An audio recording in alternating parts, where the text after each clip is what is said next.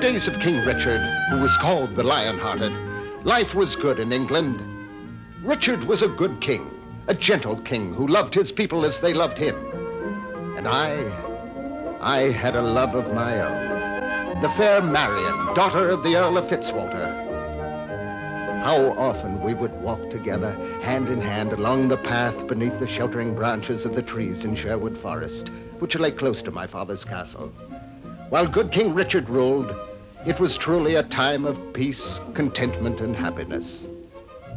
But far, far away to the east, in Jerusalem, in the Holy Land, the ambitious Saladin, a powerful Muslim warrior, marched through Palestine, seized the city of the Holy Sepulchre, and denied entrance to all who called themselves Christian.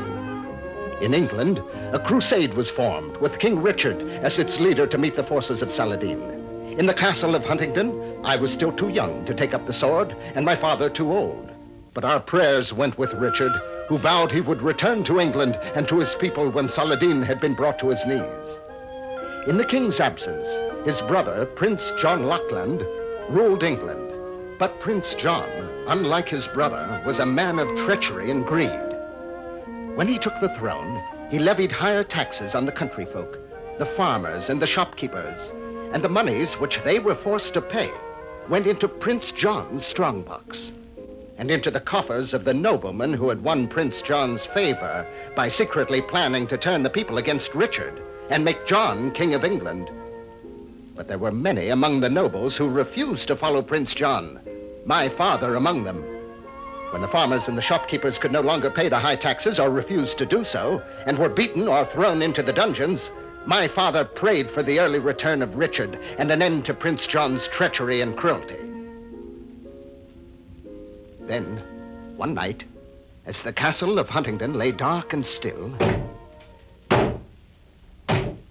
we were suddenly roused from sleep by a pounding at the door. Open! Open for the Sheriff of Nottingham! Open in the name of Prince John! Peering through the window of my room, I could see a group of men dressed in forest green, outlined in the moonlight. Before them stood the Sheriff of Nottingham. It was he who went about the countryside with his men to demand payment of taxes for Prince John. And it was he who pounded on our door. Open this door, or we shall break it down! As I watched, my father went down, drew back the bolt, and opened the door. I strained to listen and heard the sheriff demand that my father pay the taxes for the farmers who lived and worked on our land. My father refused and accused the sheriff and Prince John of dealing treacherously with the people during King Richard's absence. He ordered the sheriff and his men off our land, and as he turned his back, I watched in horror as one of the sheriff's men drew his sword and ran my father through. My father, without a sound, sank slowly to the ground as the sheriff turned to his men. Set a torch to the castle! The land we shall take in the name of Prince John! As the sheriff and his men rushed in, I ran to my mother's room and with the help of the servants managed to get her through the servants' quarters and into a carriage before the sheriff's men could discover us. I directed the stable boy to drive like the wind for the home of cousins who lived far to the north where my mother would be safe. I promised I would join her when I could. Then I jumped on my horse and sped down the road which led to Sherwood Forest where I could hide in safety. As I galloped along the way I knew so well, I thought of Marian, and my heart was heavy. I knew I must remain hidden from Prince John and the Sheriff of Nottingham, and I could not say when I would ever see Marian again.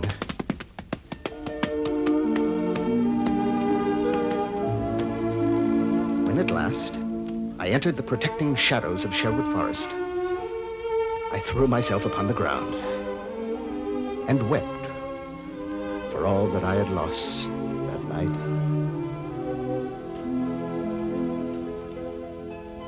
Then I fell into a deep sleep and didn't wake until I felt the early morning rays of the sun on my face. I washed in a nearby stream.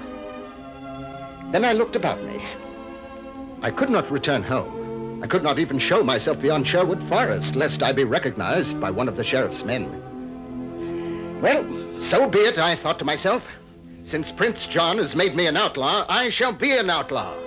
I shall live here in Sherwood Forest, and by one means or another, I shall take back from Prince John and his treacherous followers all that they have taken from the poor.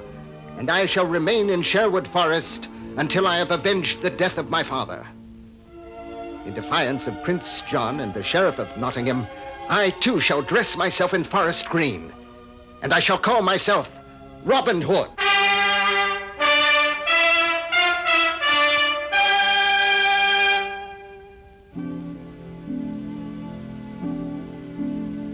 So I began my life as an outlaw in Sherwood Forest. A bow and arrows, and what tools I needed, were brought to me from Nottingham town by a trusted friend, to whom I also entrusted the delivery of a note to my beloved Marian, in which I said farewell, and released her of her betrothal vows. I could not ask her to become the wife of a hunted outlaw. So passed the days and months in Sherwood Forest.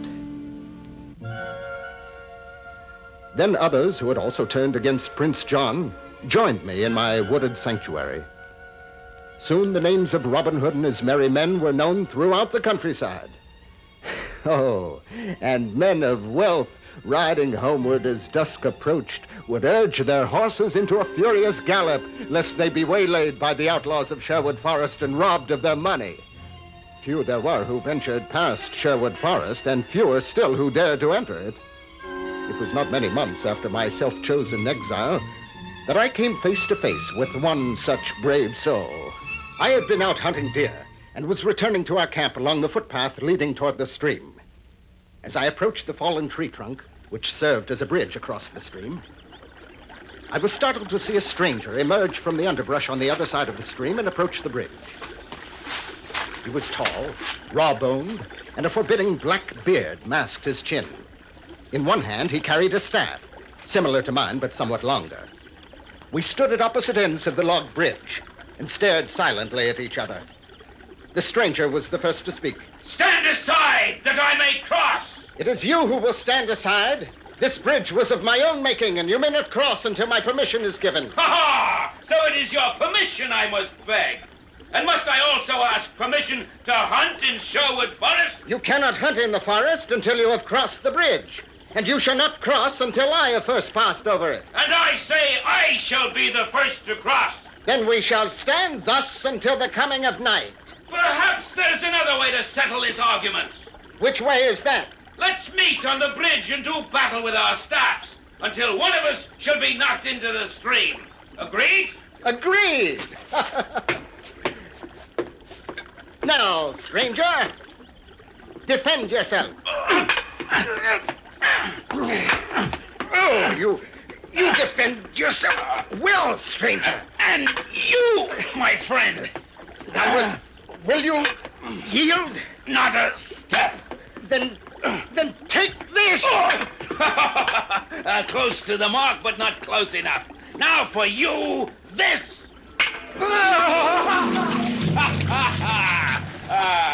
And now, my lord of the fishes, do I have your permission to pass? Permission is granted, if you will first give me your hand. A fair fight, stranger. You're handy with a cudgel. And you, my friend, how are you called? Robin Hood. Robin Hood? A most familiar name. It has been my wish to meet the outlaw who is both the most feared and most loved in all England. You speak words of flattery. But true. Would you have use for a strong right hand? Does it speak for or against Prince John? Can you ask when he has caused my house to be burned to the ground? Then you shall be one of us. How shall we call you? I was christened John Little. An honest name. But because of your tallness, I prefer rather to call you Little John. Then Little John it shall be. So it was that Little John joined the merry men, and others also. Will Scarlet, Alan Adale, and fat and jolly Friar Tuck. Then one day, a slight youth with short-cropped hair was discovered by Little John hiding in the underbrush close by the camp, while the others hunted in the forest. Holding the lad under his arm like a newly caught lamb, Little John brought him to me. Put me down! Put me down, I say! You heard the lad, Little John. Put him down. Then down it shall be. Oh! All right, stand up, lad. Now then, what are you doing in Sherwood Forest? My horse became frightened and threw me. Then he bolted and ran into the forest. I came to find him. That is your only reason? Yes. Then there is nothing to fear, lad. So hold up your head like a man. Come. Why do you stare at the ground? Hold up your head. No. Or shall I hold it up for you? Please, sir, please. Marian, A girl! what are you doing here? And dressed like that? Oh, Robert, when I received your message, I tried to do as you asked. But I knew I could not forget you. I knew I would have to find you. But each time I set out for Sherwood Forest, I was followed by men of the Sheriff of Nottingham, who I am sure hoped I would lead them to you. But dressed as I am, with my hair cropped short, they saw me only as a stable boy, and I was able to pass them unnoticed. Now I am here with you, Robert, and here I shall stay until you leave Sherwood Forest. Marian, I cannot... I shall stay. I will cook for you and all the others. I will mend what has been torn, and see that you all will mind your manners when you sit down to dine. Well, I cannot argue with you, Marian. How say you, Little John? Does she stay? As a majority of one, I say she stays. The days that followed were happy days. Often we would stop the carriages of satin-coated lords on their way to the court of Prince John, and when we had relieved them of their money and valuables, they were permitted to continue on their journey. Then, under protection of the night, we would ride through the countryside, leaving bags of gold on the doorsteps of those who had forfeited their savings to Prince John. Several times we were seen by the sheriff's men and pursued by them, but we managed to outshoot them with our bows and arrows and to outride them. My merry band of outlaws were truly the finest archers and horsemen in all of England. Then came a chance to do that for which I had waited many months, to repay the sheriff for all he had done to me and my family. One fine spring day, I happened upon a young butcher on his way to the market to sell his beef and mutton. A plan formed in my mind, and it took no more than 6 marks to buy his load and his apron. Completing my disguise, I climbed to the wagon seat and set out for the market in Nottingham town.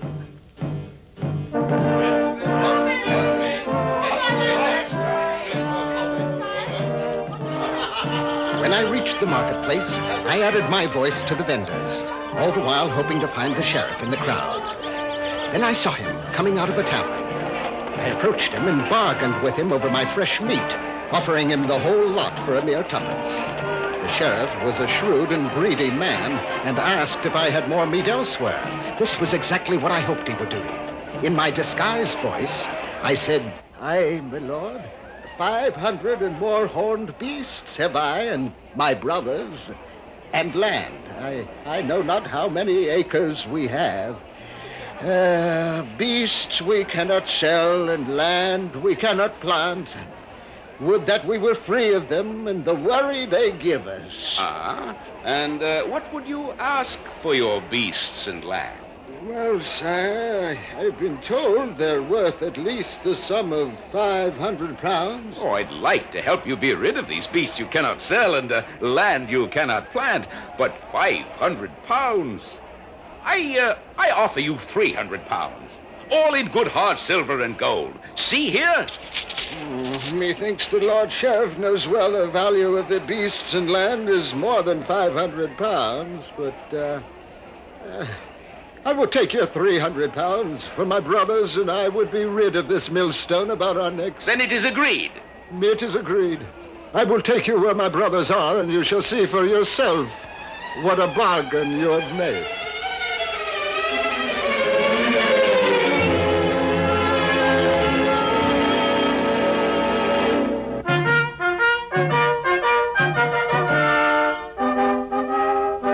Left Nottingham town and took the road toward Sherwood Forest.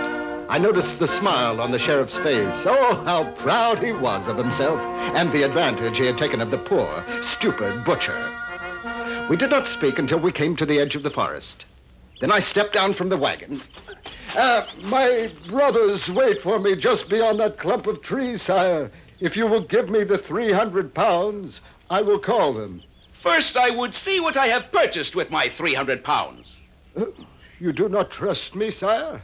If it is your thought that I lie, then you are free to dissolve our bargain and return to Nottingham Town. You have my trust, Butcher. You have my trust. Here, there is your 300 pounds. Now show me what my money has purchased. Aye, Lord Sheriff. You shall see immediately. What blow you that horn, Butcher? I only summon my brothers, sire. Before the sounds of my horn had died, we were surrounded by Little John, Allen a Dale, and the others. The sheriff's eyes widened in amazement and his face paled. What? You are Robin Hood and his outlaws! Aye, Lord Sheriff. These are my brothers. And this is the land we cannot plant. And the deer you see beyond the trees are the horned beasts we cannot sell. I have told you the truth, and you have paid 300 pounds to hear it. There now, my Lord Sheriff, I suggest you turn back to Nottingham Town, unless you wish to join us in Sherwood Forest. You shall all hang for this, every one of you. I myself will spring the trap. Farewell, Sheriff. You drive a hard bargain.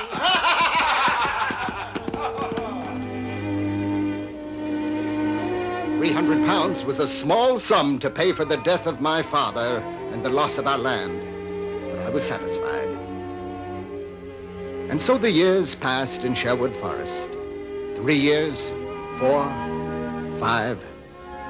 Marian and I often rode through Sherwood Forest as we had in years past, when there was happiness and contentment in the land. Robin, Yes? you are strangely silent. What troubles you? It was nothing.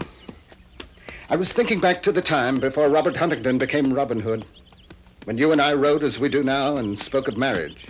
That day will come again. Not so long as Prince John rules the land, and we must remain here in Sherwood Forest. We're outlaws with a price on our heads, and we shall remain outlaws until... Robin, look. We stopped short as a figure on horseback stepped out from behind the trees and blocked our way. It was a man dressed in a monk's habit, with the hood pulled down over his head. When he made no attempt to move, I motioned to him. Stand aside and let us pass. Still he sat motionless. Will you not speak? Who are you? And why come you to Sherwood Forest? I am a stranger from the land to the north. In Nottingham Town, I heard stories of the outlaw Robin Hood, who slays and steals without mercy. That's a lie. Robin Hood seeks only to return to the poor that which was unlawfully taken from them. You speak angrily in his defense, fair maid. You know this Robin Hood well? I know him well. Then you can tell me, does he in truth live here in Sherwood Forest? He does indeed, and so do I. And we have sworn to do so until King Richard returns from the Crusades. And is this Robin Hood loyal to Richard? Why ask you these questions, stranger?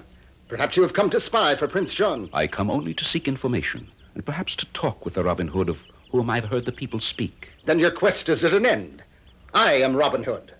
And now once more I say, stand aside and let us pass. And if I continue to refuse? Then perhaps I shall cause you to change your mind. As I spoke, I grasped the stranger by the sleeve and pulled him from his horse. He fell to the ground, and in a moment I was upon him. You fight well, my friend. The stories of your strength do not exaggerate. You also fight well. This was no weakling with whom I fought, and I was hard put to keep my balance. Suddenly, as the stranger fell to the ground, the hood fell back from his head, and I heard Marian gasp. Robin, it's the king. Your Majesty! Your Majesty. In stunned confusion, I fell to my knees and begged the king's forgiveness. He bade me rise and explained why he had come to Sherwood Forest. On his return from the Holy Land, after the defeat of Saladin, he had heard rumors of discontent among his people, and Prince John had assured him that any discontent there was had been caused by the looting and killing of the outlaw Robin Hood.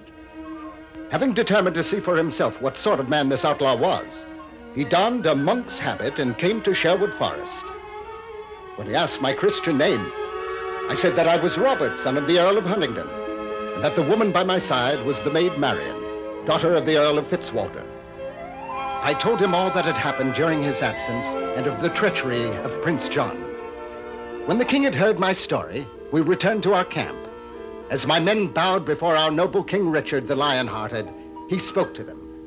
I grant a free pardon to all of you who have fought tyranny from your home in Sherwood Forest, and promise that all that has been taken from you shall be returned. For King Richard! So it was that I left Sherwood Forest to become the Earl of Huntingdon, and Marian to become Lady Huntingdon. Prince John was banished, and the sheriff removed from office. Once again, happiness and contentment filled the land. But it was the end of the adventures of Robin Hood and his band of merry men.